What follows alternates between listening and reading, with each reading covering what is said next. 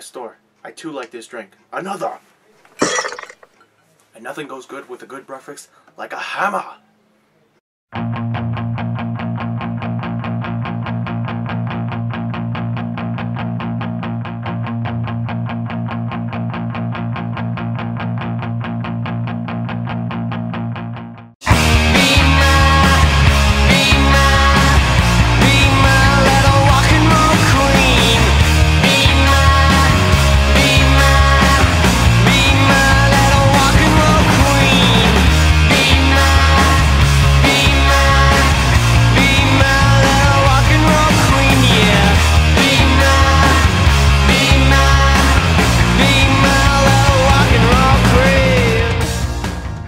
Hey guys, it's Anthony Random Mind here to review Thor.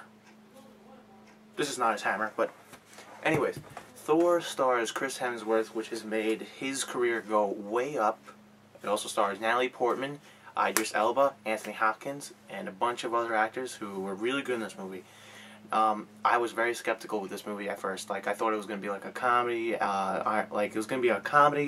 superhero movie, like the Green Lantern, because I think the Green Lantern is not going to be that great. But now, since I saw Thor, and I thought that Thor wasn't going to be great, Green Lantern has kind of changed in my mind as going to be kind of good. Now, I went into this movie thinking it was going to be okay. I didn't think it was going to be great, but it turned out to be one of the best superhero movies I've seen in a while. Like, Iron Man 2, although great, can't compare to this movie for a bunch of reasons. But here's the main plot of the story. Thor, who is son of Odin, he also has another brother named Loki, who is the villain in this movie, are sons of Anthony Hopkins, who is Odin in this realm called Asgard. If you followed I myself have followed the comic books of Thor for a long time. Like, I have a lot of Thor comic books in my collection. And I have also played the entire Marvel Ultimate Alliance game on my Xbox. So I had a pretty good understanding of what they were talking about in this movie. So if you want to have a better understanding of Thor, this movie, you should play Marvel Ultimate Alliance or read at least one of the comic books to understand what you're going to be seeing. But anyways, Thor, son of Odin, wants to become king, but he does this selfish act of retaliation to the Frost Giants, who is the enemies in this movie. And Anthony Hopkins is displeased with Thor's actions, so he casts him out of Asgard and sends him to Earth, and Thor loses all his powers. And the hammer which Thor not this hammer, but a bigger hammer, goes down to Earth with him, and Thor needs to figure out how to get his hammer back to get all his powers back.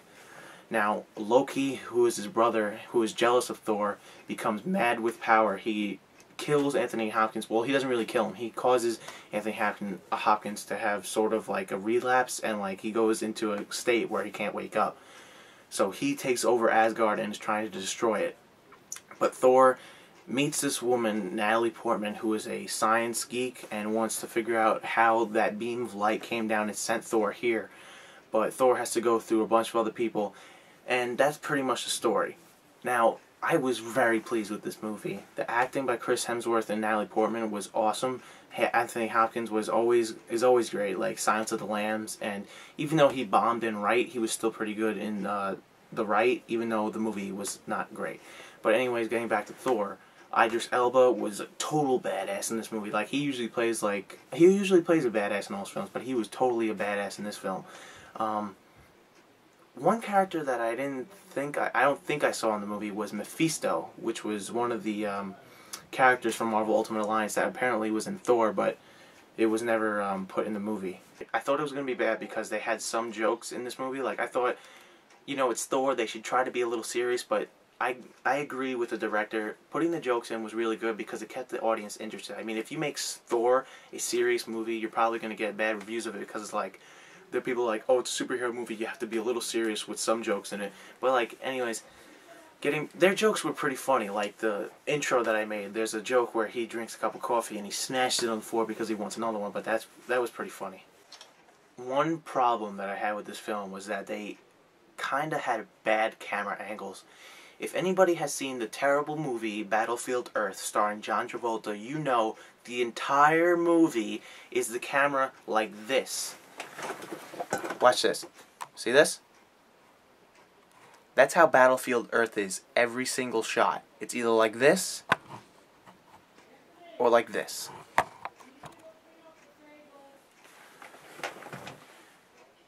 In Thor, there were some scenes like that where it was just on an angle like this and it was annoying. But they didn't do that the entire movie like Battlefield Earth. So they had some shots that were directly like this, some that were like this. And, you know, so like it kind of balances out. But still, anyways, it was pretty annoying. But overall, this movie was fantastic. I was blown away by this film. The acting, everything, the directing, the writing. The writing. Some of this, you have to think about, it's like Inception kind of. This movie, you have to think about, if you haven't read the comics or you haven't played the video games, you're not going to understand the story right away. You're going to have to think about it after you see the movie. But anyways, the story was really well written because I understood it. So I'm going to give Thor a very high 9 out of 10 because I couldn't give this movie a 10 out of 10 because 10 out of 10 is for these perfect movies. I always say that.